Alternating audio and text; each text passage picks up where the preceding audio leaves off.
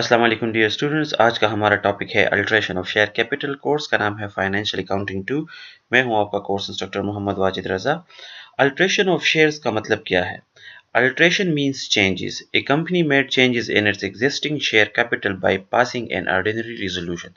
अगर हम जनरली बात करें तो अल्ट्रेशन ऑफ शेयर्स या अल्ट्रेशन ऑफ शेयर कैपिटल से मुराद है कि जब एक जायंट स्टॉक कंपनी अपने शेयर कैपिटल में चेंजेस करते हैं। चेंजेस कैसे होती हैं? या तो वो अपना शेयर कैपिटल इंक्रीज कर देते हैं या फिर वो अपना शेयर कैपिटल डिक्रीज कर देते हैं। लेट अस सपोज एक कंपनी के 1000 शेयर्स मार्केट में पड़े हैं और उसकी शेयर प्राइस है 10 रुपया। तो इस हिसाब से कंपनी का शेयर कैपिटल बनता है 10,000 रुपया।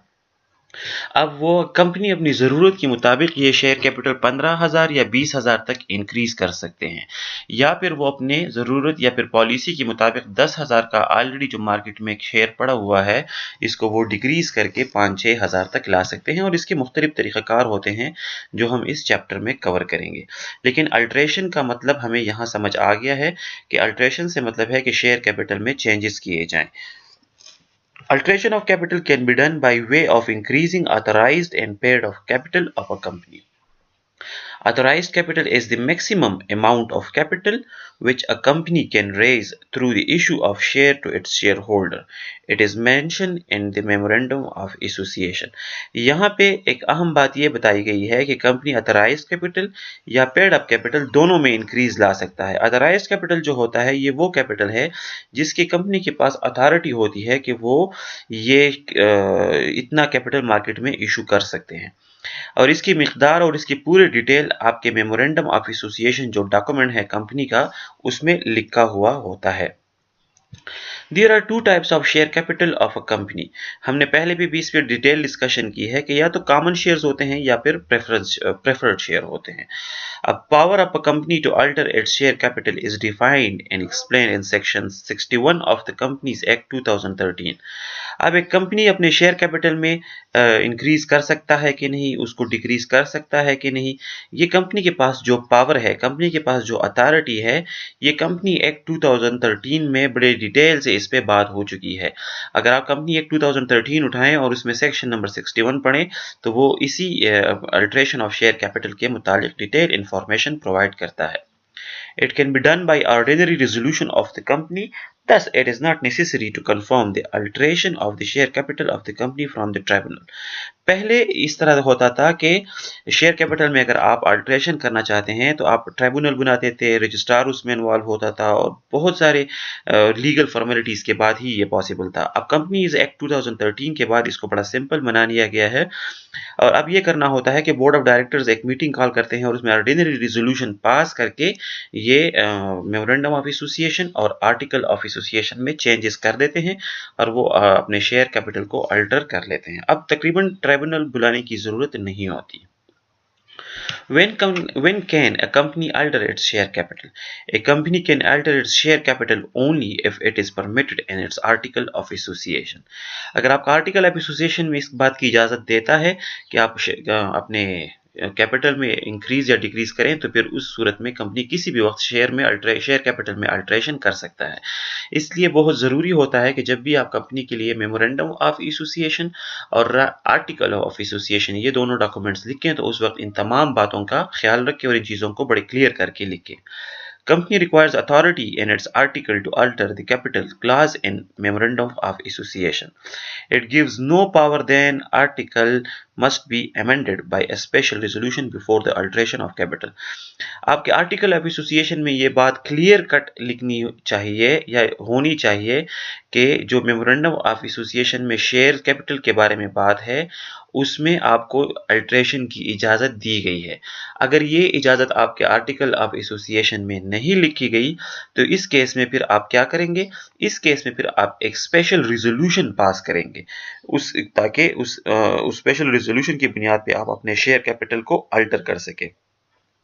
Company shall file a notice in the prescribed form with the ROC within 30 days of such alteration or increase or redemption along with altered MOA. जब आपने ये अल्टरेशन करनी होती है तो आपको पूरी एक इसके पूरे प्रोसीजर है, जिसके स्टेप्स हैं जो मैं आगे इंशाल्लाह डिस्कस करूँगा।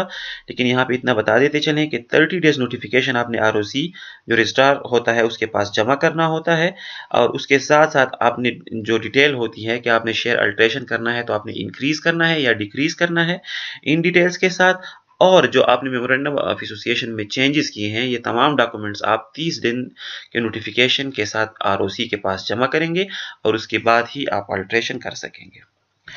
अब कंपनी अपना शेयर कैपिटल क्यों अल्टर करता है, इसकी क्या ज़रूरत होती है? तो इसके बड़े मकासद होते हैं। When the company need extra fund, जब एक कंपनी को एक्स्ट्रा फंड की ज़रूरत होती है तो वो भी शेयर कैपिटल में अल्टरेशन कर सकते हैं और वो एक्स्ट्रा शेयर मार्केट में बेच सकते हैं। When the company wants to restrict its number of share, कि बाज़ी केसेस में ये होता है कि कंपनी के जो शेयर्स हैं मार्केट में वो बहुत ज़्यादा होते हैं, और बोर्ड ऑफ डायरेक्टर्स चाहते हैं कि उनके शेयर मार्केट में कम हो जाए। नंबर ऑफ शेयर रिस्ट्रिक्ट करने के लिए भी वो अल्टरेशन कर सकते हैं।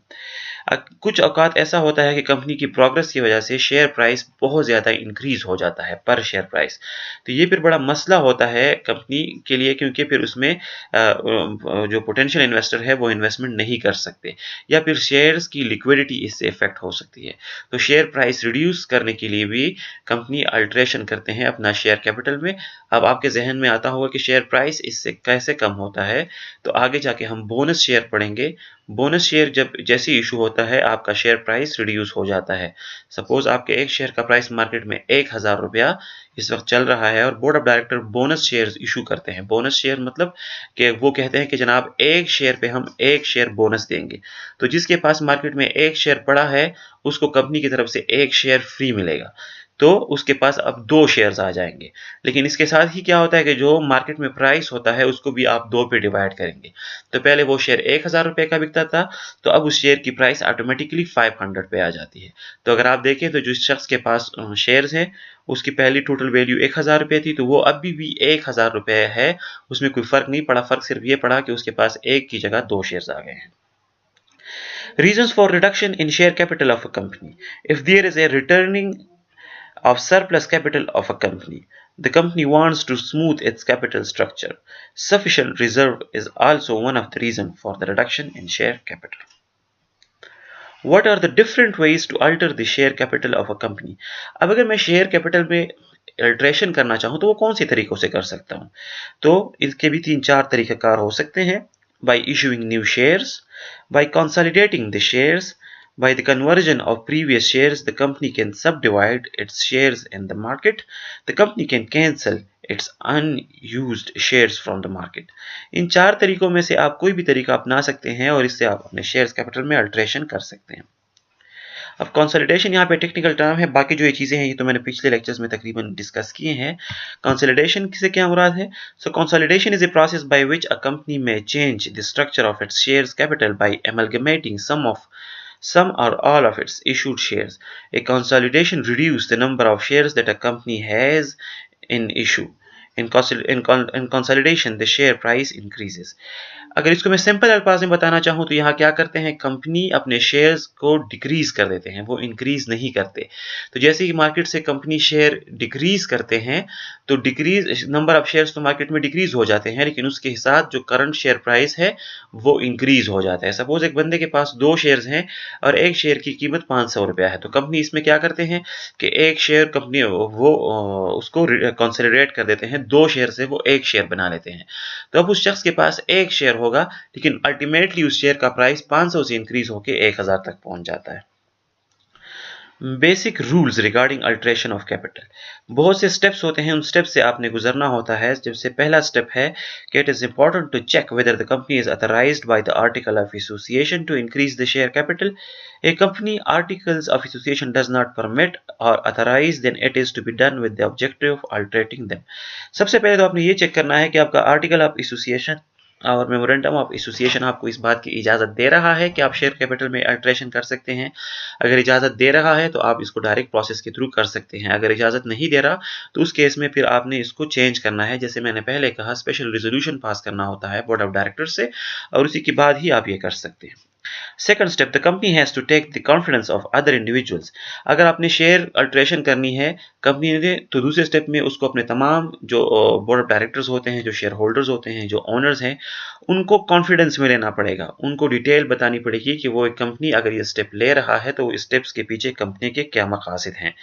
The board meeting has to be conducted for enabling the board to call for the extraordinary general meeting। इस केस में फिर बोर्ड मीटिंग वो बुलाते हैं और उसमें इस बात पे जोर देते हैं, कन्विंस करते हैं बोर्ड ऑफ डायरेक्टर्स को कि वो एक एक्स्ट्रा ऑर्डिनरी जनरल मीटिंग बुलाएं, ताकि उसमें स्पेसिफिकली इस अल्टरेशन ऑफ शेयर कैपिटल पे बात हो सके। It is mandatory required to get approval from the share holders for increasing the authorised share capital. और ये लाजिम है कि जब आप अल्टरेशन ऑफ शेयर कैपिटल करेंगे तो जो एग्जिस्टिंग शेयर होल्डर्स हैं उनसे आप अप्रूवल लेंगे, और ये अप्रूवल तभी मुमकिन है जब आप एक्स्ट्रा ऑर्डिनरी जनरल मीटिंग बुलाएंगे और उनमें शेयर होल्डर्स को कन्विंस करेंगे, तभी ये पॉसिबल हो सकता है। Third step, the company then calls for an extraordinary general meeting of the shareholders of the company. The company must send a notice with clear agenda and proper explanatory statements. जब आपने एक board of director को convince कर लिया है कि जनाब आप एक्स्ट्राऑर्डिनरी जनरल मीटिंग बुलाएं, तो जब वो हो जाता है कन्विंसिंग, तो फिर इसके बाद आपने शेयर होल्डर्स को इन्फॉर्म करना होता है कि एक एक्स्ट्राऑर्डिनरी जनरल मीटिंग है, आप लोग शिरकत करें, और उनको प्रॉपर नोटिफिकेशन भिजवाना पड़ता है। और इस नोटिफिकेशन के साथ आपने पूरे डिटेल्स उनको भिजवाने होते हैं कि इस मीटिंग का एजेंडा क्या है, इस मीटिंग में कौन कौन से पॉइंट्स डिस्कस होंगे, और उनको थोड़ा सा बताना है कि शेयर अल्टरेशन वो आप क्यों करना चाह रहे हैं। The company must send proper reasoning along with the resolution to be passed to alter the memorandum of association and article of association, which are to be altered from the purpose of increasing the authorized share capital।